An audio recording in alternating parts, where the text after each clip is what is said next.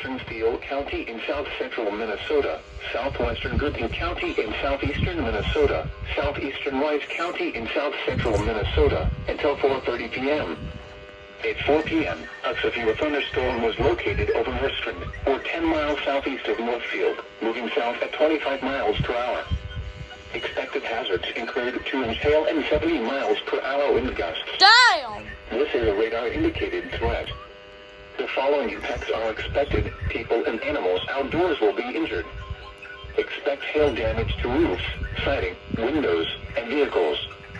Expect considerable tree damage.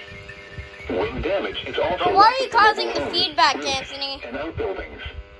This severe thunderstorm will be near Canyon around 4:15 p.m.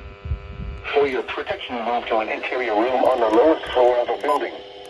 Repeating, a severe thunderstorm warning has been issued until 4:30 p.m. for the following counties: Goodhue, Minnesota,